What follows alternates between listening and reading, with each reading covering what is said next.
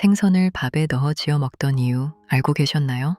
조선시대 살림과 음식을 기록한 규합청서를 보면 생선은 잔치나 제사, 귀한 손님상에 빠지지 않는 재료로 기록되어 있습니다. 특히 도미는 모양이 좋고 귀한 생선이라 좋은 날 상에 올리던 음식으로 여겨졌지요. 그래서 오늘은 귀한 참돔 한 마리로 정성껏 밥을 한번 지어보겠습니다.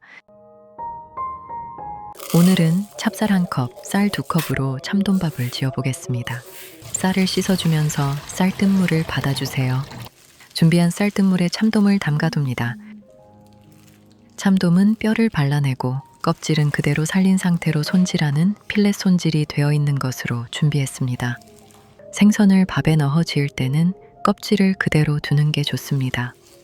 껍질에서 감칠맛이 나오고 살도 부서지지 않기 때문입니다. 10분 후 참돔을 건져내줍니다. 쌀뜨물에 잠깐 담그는 이유는 비린내를 줄이고 살을 더 단단하게 하기 위해서입니다.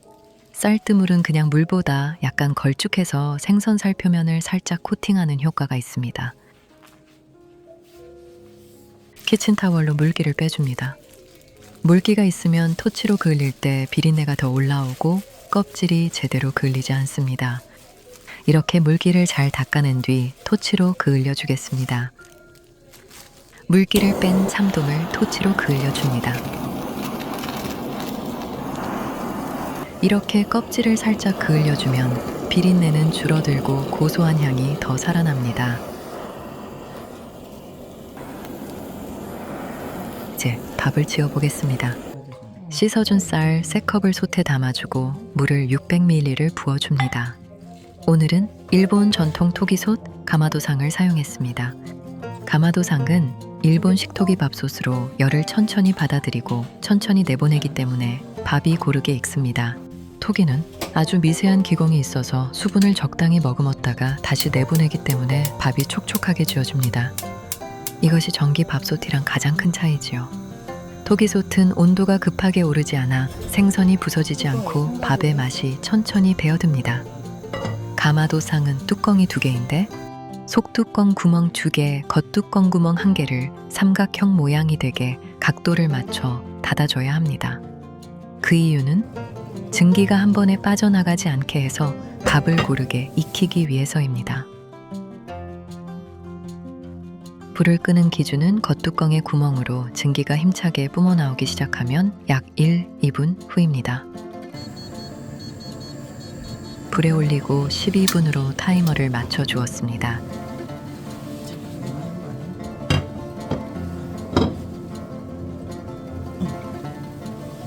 그리고 준비해둔 참돔을 밥 위에 얹어주고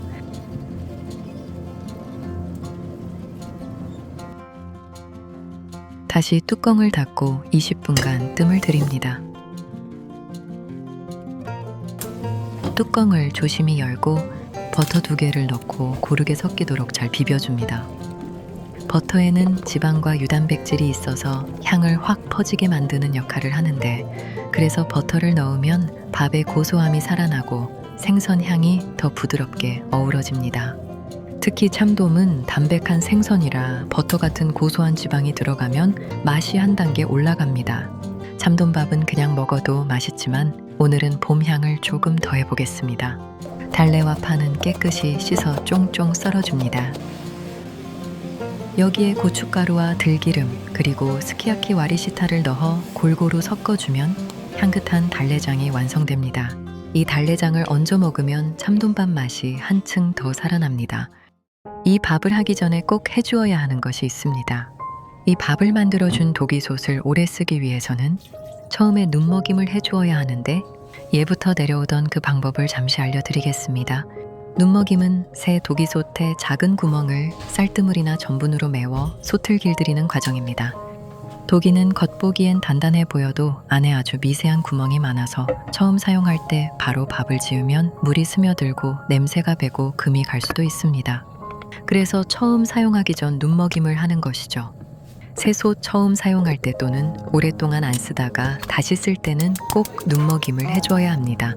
독이솥에 찬밥이나 누룽지를 넣어 잘 풀어주고 이 상태로 중약불에서 죽 끓이듯 20분에서 30분 정도 천천히 끓여줍니다. 불을 끄고 나서 내용물이 식을 때까지 그대로 두었다가 마지막으로 따뜻한 물로 헹군 뒤 완전히 말려주면 눈먹임이 끝납니다. 귀한 밥은 좋은 솥과 정성에서 시작되는 것 같습니다. 오늘도 따뜻한 한 끼 맛있게 드시기 바랍니다. 참돔밥 만드는 긴 시간을 함께 해주셔서 감사합니다.